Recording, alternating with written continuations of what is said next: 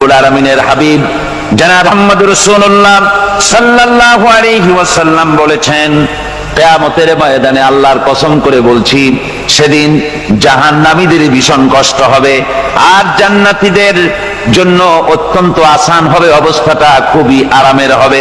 নবীজি বলেন, এক ফরজ নামাজ, এক ওয়াক্ত ফরজ নামাজ আদায় করতে যে সময়টুকুন লাগে, কিয়ামতের মাঠের এই সময় এত বড় বিরাট লম্বা সময় জান্নাতীদের জন্য এরকম হালকা হয়ে যাবে। সুবহানাল্লাহ। হযরত আবু সাঈদ খুদরী রাদিয়াল্লাহু তাআলা হাদিস কেন বর্ণনা করেছেন, এক ওয়াক্ত নামাজ, একটা ফরজ নামাজ পড়তে যতটুকুন সময় লাগে এতটুকুন সময়ের ভেতরে জান্নাতীদের কারবার শেষ হয়ে যাবে। সুবহানাল্লাহ বিহামদি। আর ওদের কারবার তো শেষই হবে না।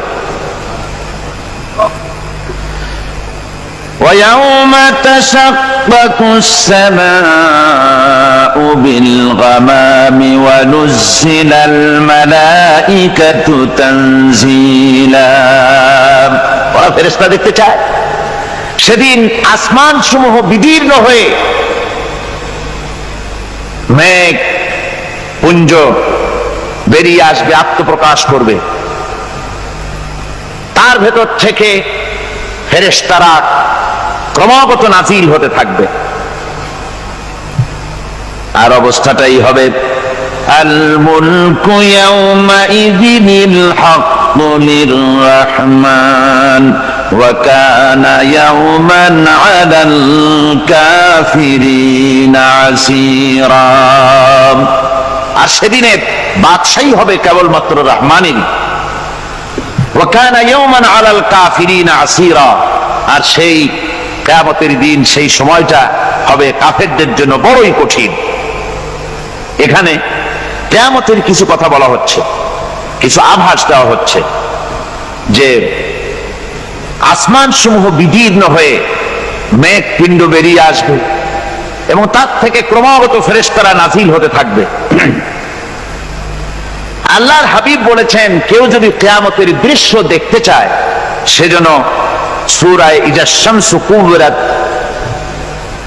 ওয়া ইজা সামাউ ফাতারাত,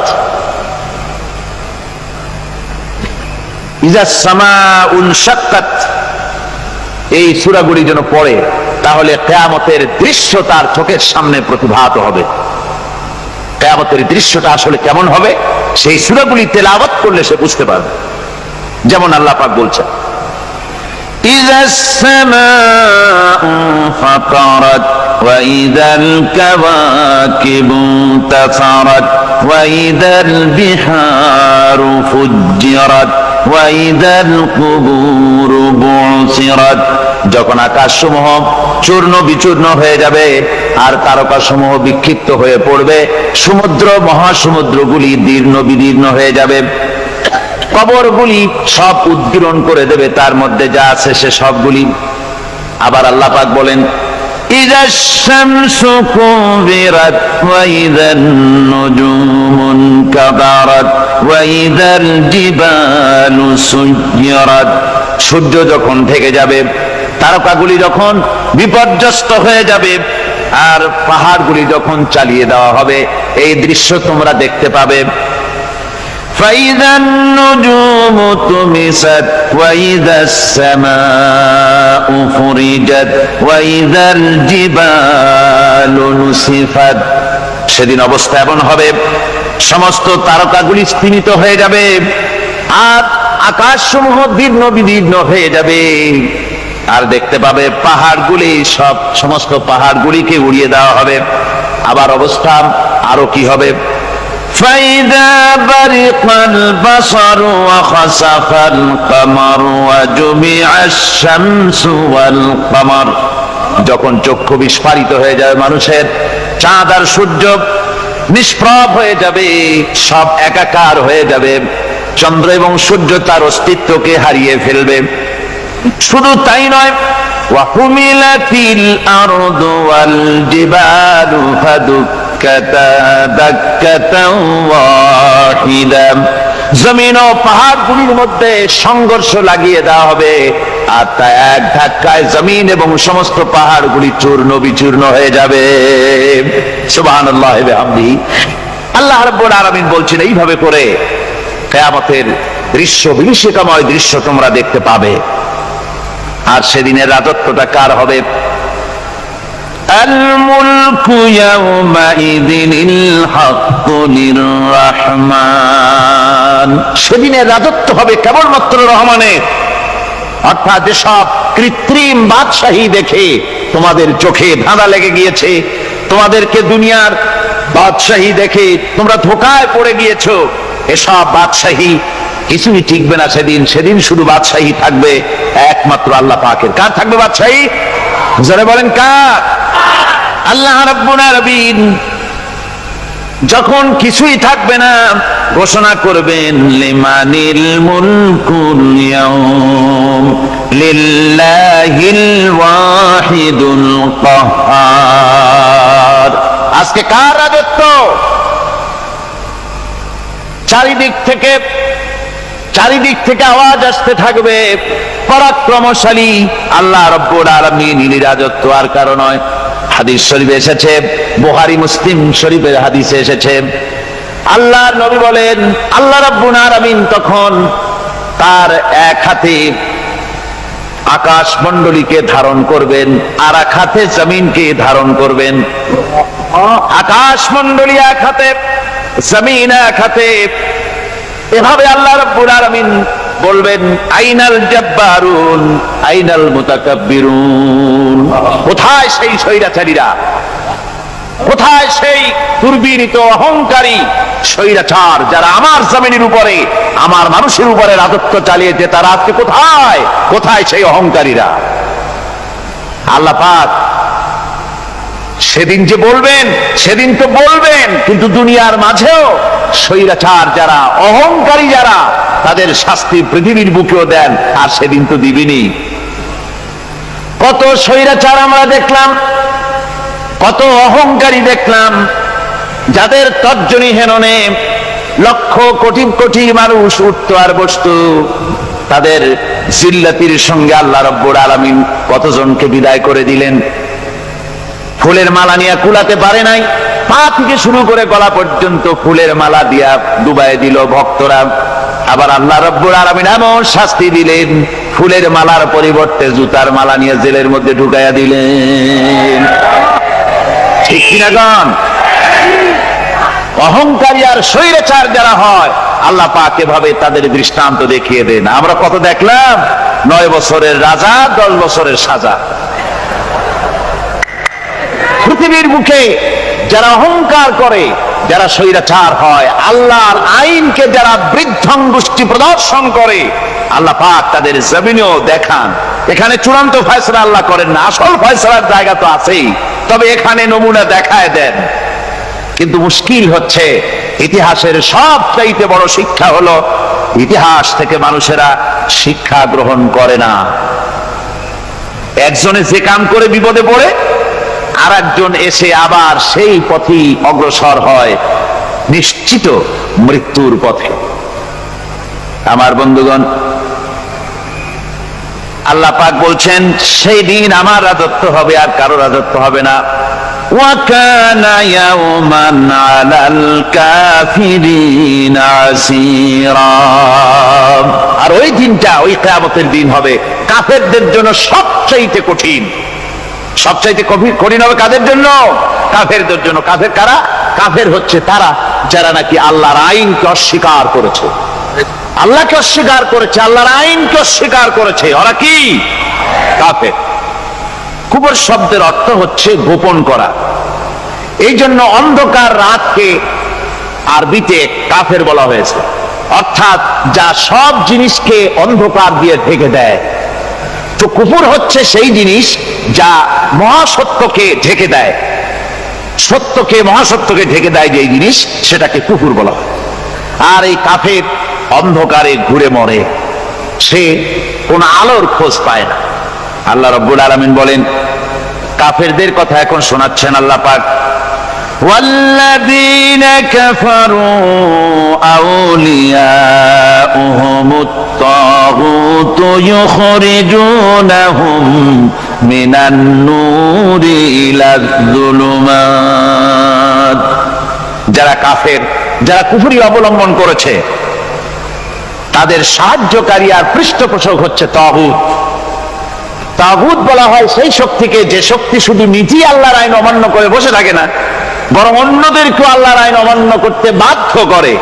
ওদেরকে আরবিতে কি বলা হয়? তাগুত বলা হয়। আর এই তাগুতি শক্তি, এই তাগুত হয় তার সাহায্যকারী, যা তাকে আলো থেকে টেনে অন্ধকারের ভেতরে নিয়ে যায়। আর কাফের হচ্ছে আল্লাহ পাকের ভাষায় অর্থাৎ কোরআনের ভাষায় কাফের হচ্ছে সবচাইতে নিকৃষ্ট প্রাণী, সবচাইতে নিকৃষ্ট জীব, মহাসত্যকে যারা অস্বীকার করেছে, যারা আল্লাহকে মানে না, যারা আল্লাহর কোরআনকে মানে না, যারা ইসলামকে স্বীকার করে না, তারা সবচাইতে নিকৃষ্ট প্রাণী। আল্লাহ রাব্বুল আলামিন বলেন, ইন্না শাররাদ দাওয়াবি ইনদাল্লাহিল্লাযীনা কাফারু ফাহুম লা ইউমিনুন। নিশ্চয়ই আল্লাহর জমিনে সব বিচরণশীল জীব যত আছে, আল্লাহ বলছেন আমার জমিনে বিচরণশীল জীব যত আছে তার মধ্যে সবচাইতে নিকৃষ্ট প্রাণী হলো যারা ঈমান আনে নাই, যারা বিশ্বাস করেন আমি আল্লাহকে, যারা পরকালকে বিশ্বাস করে নাই, যারা কোরআনকে বিশ্বাস করে নাই, যারা ইসলামকে বিশ্বাস করে নাই, পৃথিবীর মধ্যে তারা সবচাইতে নিকৃষ্টতম প্রাণী। আল্লাহ বলেন শুধু নিকৃষ্ট জনক নিকৃষ্ট প্রাণী বললেই সারে না, এরা হলো চতুষ্পদ জানোয়ারের মতো। কে বলতেছেন? আমি বলছি না, কিন্তু আল্লাহ পাক বলতেছেন চতুষ্পদ জানোয়ারের মতো কাফেররা। وَمَثَلُ الَّذِينَ كَفَرُوا كَمَثَلِ الَّذِي يَنْعِقُ بِمَا لَا يَسْمَعُ إِلَّا دُعَاءً وَنِدَاءً। এই কাফেরদের দৃষ্টান্ত হচ্ছে সেই রাখালের মতো, যে রাখাল তার পশুদেরকে ডাকে আর ওই পশুরা একটা ডাক শোনে মাত্র, কিন্তু কি যে বলে তা তো পশুতে বোঝেন। কথা বুঝতে পেরেছে? সুম্মুন বুকুমুন উমিয়ুন ফাহুম লা ইয়াকিলুন। এরা বোবা, এরা বধির, এরা অন্ধ, এ কারণেই কোনো কথা বোঝে না। এরা চতুষ্পদ জানোয়ারের চাইতেও নিকৃষ্ট। যাদেরকে আমি আল্লাহ বলেন, যাদেরকে আমি চোখ দিলাম, চোখ থাকতে হক দেখলো না, সব দেখলো। হক দেখে নাই চোখ দিয়া, এই চোখ দিয়া সব দেখলো। নারীর সৌন্দর্য উপভোগ করলো আর নারীর অঙ্গ প্রত্যঙ্গ নিয়ে নানা ধরনের গল্প লিখলো, কবিতা লিখলো, কিন্তু এই সৌন্দর্য যিনি দিলেন তারেও চিনল না। আছে না কত কবি আমাদের দেশে? আমার দেশের সেই কবি জাতীয় পুরস্কার পায় যে কবি নারীর বিশেষ বিশেষ অঙ্গ নিয়ে বেশি করে নির্লজ্জ কবিতা লিখতে পারে, ওই হলো সবচেয়ে বড় কবি। আমার বন্ধুগণ, একজন বুজুর্গ ব্যক্তি তিনি পথ দিয়ে যাচ্ছিলেন, তো সে পথে এক সুন্দরী যুবতী মেয়েকে দেখে সেই যুবতী মেয়ের দিকে এই বুজুর্গ ব্যক্তি এক নজরে তাকায় আছে। তখন এই ঘটনাটাকে কবি এভাবে লিখতেছেন সাজায়, একদা সুখদায়ক প্রমোদা বদন দর্শন করিবম ঝরিল নয়ন, হেসে কহে সে রূপসী সবিস্ময় মন, কহ দেখি মহাশয় কহ কি কারণ, বিষয় বিরাগী তুমি ভুবনে প্রচার, কি হেতু জন্মিল তব মানস বিকার, সামান্য ললনা রূপ করি দর্শন, উচিত না হয় তব অশ্রু বরিশন। বুজুর্গ ব্যক্তি ওই মহিলার দিকে তাকিয়ে তাকিয়ে কাঁদতেছেন। সুন্দরী মহিলা বলেন, আল্লাহর বুজুর্গ বান্দা, আপনি এলাকার ভিতরে বুজুর্গ এবং পীর হিসাবে, বুজুর্গ ব্যক্তি হিসাবে আপনি বিখ্যাত। আজকে আমাকে এখানে দেখে আপনি আমার দিকে তাকায় আমার রূপ উপভোগ করতেছেন আর কাঁদতেছেন। আপনার মতো সংসার বিরাগী মানুষ আমার মতো একটা সুন্দরী মেয়েকে দেখে এভাবে কাঁদা ঠিক না। বুজুর্গ ব্যক্তি বলছেন, হেসে কহিলাম বালে করহ শ্রবণ, নেত্র ঝরে তব হেতু ভেব না এমন, যে শিল্পী রচিল ওই সুধাংশু বদন, তাহার তরে ঝরে নেত্র নয়নে জীবন। আল্লাহর বান্দি, আমি তোমাকে দেখি কান্দি না, আমার চোখে পানি বেরিয়ে গেছে। তোমারে দেখে আমি মনে মনে ভাবলাম, এত সুন্দর করে যিনি মানুষ বানিয়েছেন, না জানি ওই আল্লাহ রব্বুল আলামিন কত বড় সুন্দর। আমার ভাইরা, সুতরাং চোখ থাকতে ওরা আল্লাহ রাব্বুল আলামিনের কুদরত ওরা দেখে নাই, কান থাকতে কোরআনের আওয়াজ ওদের কানের মধ্যে ঢোকে নাই, বিবেক থাকতে আল্লাহর দ্বীনকে বুঝতে পারে নাই, চিন্তা করতে পারে নাই। আল্লাহ রাব্বুল আলামিন বলেন উলাইকা কাল্লানাম, এরা হলো চতুষ্পদ জানোয়ার, বালহুম আদাল, শুধু জানোয়ার না, জানোয়ারের চাইতেও নিকৃষ্ট। এমনই জানোয়ার, আল্লাহ বলেন শুধু জানোয়ার না, জানোয়ারের মতো শুধু খায় জনমের মতো। والذين كفروا يتمتعون ويأكلون كما تأكل الأنعام। এই কাফেরগুলির কাম শুধু ফুর্তি করা, গান বাজনা, নাটক, গল্প, এই সব কাজ তাদের। নামাজ নাই, রোজা নাই, আল্লাহ চিন্তা নাই, তাহাজ্জুদ নাই, পরহেজগারি নাই, শুধু গান আর নাচ। দেখেন না ফুর্তি। এই যে 1 জানুয়ারি রাত 12টার সময় আমার ঘুম ভেঙে গেল, এই যেখানে আমি ছিলাম, বিকট আওয়াজ। আমি মনে করলাম পাশের বাড়ি বুঝি ডাকাত পড়ছে। পরে বাড়িওয়ালা আমাকে বললেন যে ডাকাত না, বোধহয় এই নিউ ইয়ার সেলিব্রেট হচ্ছে, নতুন বৎসর উদযাপন হচ্ছে, বোমা দিয়ে শহরবাসীর আরামের ঘুম হারাম করে এগুলি করা হচ্ছে। এ তো গেল 1 জানুয়ারি। আর যখন আমাদের নিজেরটা যখন আসে, অর্থাৎ 1 বৈশাখ, তখন দেখছেন অবস্থা 1 বৈশাখে। এবছর আমাদের দেশে 1 বৈশাখে ঢাকায় যে দৃশ্য আমি টিভির মধ্যে দেখলাম, তাতে আমার মনে হয়নি যে 12 কোটি মুসলমানের দেশে রাজধানীতে এই দৃশ্য হচ্ছে। আমার মনে হচ্ছিল এটা বুঝি কলকাতা অথবা অন্য কোনো শহর হবে। আমি দেখলাম সমস্ত যুবক যুবতী, নারী পুরুষ, বিভিন্ন বয়সের লোক সব একসঙ্গে রাস্তায় নেমেছে, নাচতেছে। তার মধ্যে বুদ্ধিজীবী আছে, শিক্ষিত লোক আছে, সমানে নাচতেছে। আর তাদের মুখোশ পরা, বানরের মুখোশ, কুকুরের মুখোশ, শূকরের মুখোশ, ঘোড়ার মুখোশ, পাপি শিয়ালের মুখোশ, এই মুখোশ পরে এভাবে নাচতেছে। আমি চিন্তা করলাম নববর্ষের সাথে কুত্তার মুখোশের সম্পর্ক কি? নববর্ষের সাথে পাপি শ্রীগালের মুখোশের সম্পর্ক কি? তাহলে ওরা কি বলতে চায় যে আগামী বছরটা আমরা কুত্তার ভূমিকায় অ্যাক্টিং করব, অথবা শ্রীগালের মতো ধূর্তামি করব জাতির সাথে? তারপরে কি করলো? সকাল বেলায় যুবক যুবতী 1 বৈশাখ সূর্য উদয়ের আগে রমনা লেকের পাড়ি গিয়ে সব দাঁড়িয়েছে বাসন্তী রঙের শাড়ি পরে। তারপরে সেখানে দাঁড়িয়ে সূর্য উদয়ের পানে তাকিয়ে সকাল বেলায় ভাবে করজোর করে বলছে, এসো হে নববৈশাখ স্বাগতম হে। নববৈশাখ অলক্ষে বোধহয় এটা শুনে বলতেছে, বাবাজিরা আমারে ডাকতেছো, অপেক্ষা করো, আমি আসতেছি। আমারে ডাকতেছো, আমি আসতেছি, কোমরে গামছা বেঁধে আসতেছি, 225 মাইল স্পিডে আসতেছি, 30 ফুট উঁচু জলোচ্ছ্বাস নিয়ে আসতেছি, নববৈশাখের মজা সাত চাকায়। আমার ভাইরা, মুসলমান নববর্ষ উদযাপনের সাথে মুসলমানের কিসের সম্পর্ক?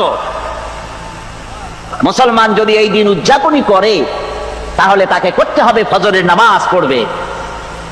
মুসলমান নববর্ষ উদযাপন করবে, ফজরের নামাজ পড়বে, তারপরে কোরআন শরীফ তেলাওয়াত করবে, দরুদ শরীফ পড়বে, আল্লাহর দরবারে হাত তুলে বলবে, রব্বুনা রাব্বিন, 1 বছর পার করে দিলাম, নাফরমানি ছাড়া কিছুই তো করি নাই, বিগত বছরে যা করেছি মাফ করে দাও, আগামী বছরটা গোটা জাতি আর দেশের জন্য কল্যাণকর মঙ্গলময় করে দাও।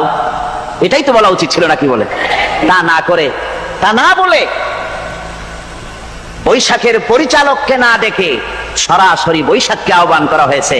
আর বৈশাখ আহ্বান করার মজা জনমের মতো দেখাই দিয়েছে আল্লাহ রাব্বুল আলামিন। তাই বলেন, কাফেররা তাদের কাজ হলো শুধু খাওয়া, তারা এমন খাওয়া খায়, জনমের মতো খায়। ইয়াকুলুনা কামা তাকুলুল আনাম, জানোয়ারে যেমন খায় ওই রকম খায়। তার মানে খায়, একটু বিসমিল্লাহ কয় না, খায়া যখন ছেড়ে দেয় তখন আলহামদুলিল্লাহ বলে না, বাহাত দেখায়, আবার বাহাত দেখায়। ডাব একটা কাটলো, বিসমিল্লাহ নাই, খাইলো, 2-4 ঢোক খাইয়া পুরা ডাবটারে ফেলাই দিল। ডাবটা কি তোমার বাজান তৈরি করছিল নাকি? একটু বিসমিল্লাহ বললা না, একটু শুকরিয়া আদায় করলাম। আমি গত এই ডিসেম্বর গেল, ডিসেম্বরের 16 তারিখ আমেরিকা থেকে এসেছি।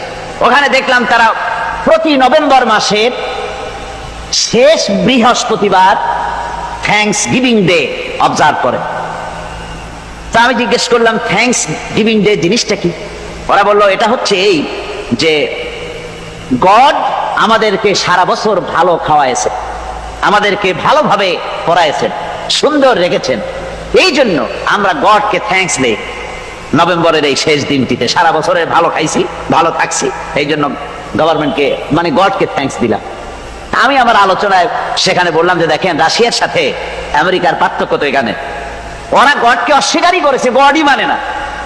আর এরা গডের নামাজ রোজা বা ইবাদত কিছু করুক আর না করুক, গডের অন্তত একটা ধন্যবাদ দেয়। ওরা ওদের ডলারে লিখেছে ইন গড উই ট্রাস্ট, প্রত্যেকটা ডলারে লেখা আমরা গডে বিশ্বাস করি। তো শুকর আদায় করলে তো আল্লাহ বাড়িয়ে দিবেন। আল্লাহ রাব্বুল আলামিনের সুন্নাত হলো শুকর যদি কেউ আদায় করে আল্লাহ বাড়িয়ে দেন। লা ইন শাকারতুম লাযীদান্নাকুম ওয়া লা ইন কাফারতুম ইন্না আযাবী লাশাদীদ। আমার নিয়ামতের শুকর যদি আদায় করো আমি বাড়ায় দেব, আর যদি নিয়ামতের শুকর আদায় না করো তাহলে মস্ত বড় শাস্তি তোমাদের জন্য রেখেছি। তো আমেরিকা শুকর আদায় করে নিজেরা খাইয়া, কিন্তু ওদের জমিন হলো বিশাল জমিন। আমি কয়েকবার গিয়েছি এবং বহু স্টেট সফর করেছি। ওদের জমিন এত ফার্টাইল, জমিনে যদি রীতিমতো তারা ফসল ফলাতো, এই ফসল সারা দুনিয়ার দরিদ্র ভূমুক্ষ জনতাকে খাওয়াইয়া বাঁচাইতে পারত, কিন্তু ওরা তা করে না। ওরা করে কি? ওরা মুনাফার হার, বাজার দর ঠিক রাখার জন্য নির্দিষ্ট পরিমাণ জমিনের ফসল ফলায়, কিন্তু জমিন এতই উর্বর ওদের মেজারমেন্ট করা, মাপ করা, হিসাব করা ফসল হয় না, ফসল হয় বেশি। তখন বাড়তি ফসলকে তারা প্রতি বছর লক্ষ লক্ষ টন আলু আর গমকে তারা সমুদ্রে নিক্ষেপ করে। তাদের আলু এবং গম সেই সময় তারা নিক্ষেপ করে সমুদ্রে যখন ইথিওপিয়া, সুদানে মানুষ না খেয়ে মরছে।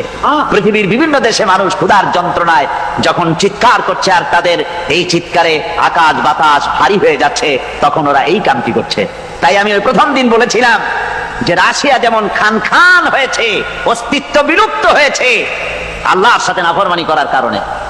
আপনারা বলতে পারেন কমিউনিজম কি একটা সহজ ব্যাপার? একটা বিরাট শক্তি পৃথিবীর বুকে, কত দেশ তারা ডমিনেট করতেছিল, কোনো যুদ্ধ নাই, কোনো রক্তপাত নাই, বিনা ধাক্কায়, বিনা বাতাসে, বিনা ঝড়ে বিশাল মহিরুহু চিৎপটাং। এটা হলো কেন? কেন হলো রাশিয়ার এই দশা? আমি লালদিঘির ময়দানে বলে গেছিলাম, আমি চিন্তা করে যেটা পাইছি সেটা হচ্ছে এই দুনিয়ার সমস্ত মতবাদ আল্লাহকে কোনো না কোনো প্রকারে স্বীকার করে। তার কথা মানুক আর না মানুক, আছে একটা কিছু এতটুকুন বলে যে আল্লাহ আছেন বা গড আছে বা একটা কিছু আছে। কমিউনিজম, সমাজতন্ত্র হলো পৃথিবীর একমাত্র নিকৃষ্ট মতবাদ, যে মতবাদ সরাসরি আল্লাহকে অস্বীকার করেছে, বলেছে আল্লাহ নাই, দেয়ার ইজ নো গড। তারা ধর্মকে আফিম বলেছে। আল্লাহ পাক তাই কোন যুদ্ধ ছাড়া, কোন মারামারি ছাড়া, কোন রক্তপাত ছাড়া এই বিশাল শক্তিকে উৎকারে উড়িয়ে দিলেন, তুলার মতো হয়ে। গোটা রাশিয়া তুলার মতো হয়ে, পেঁজা তুলা, ধোনা তুলার মতো হয়ে সব উড়ে চলে গিয়েছে, অস্তিত্ব বিলুপ্ত হয়ে গিয়েছে। কিন্তু আমাদের দেশের খুচরা কমিউনিস্টরা এখনো স্বপ্ন দেখে। ওই যে কালকে বলেছি, তারা বলে কলমের খোসা এটা এখনো নষ্ট করা যাবে না, এটা এখনো চালু করা হবে।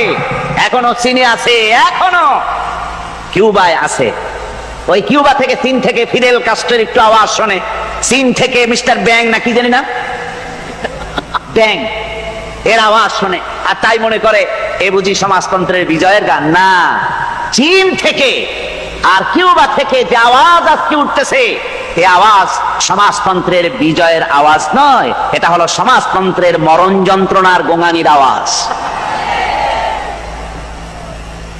কাজী এরা দুনিয়ার বুকে শুধু আনন্দ এবং ফুর্তি করে, আল্লাহর হককে, আল্লাহকে চিনতে তারা ব্যর্থ হয়েছে।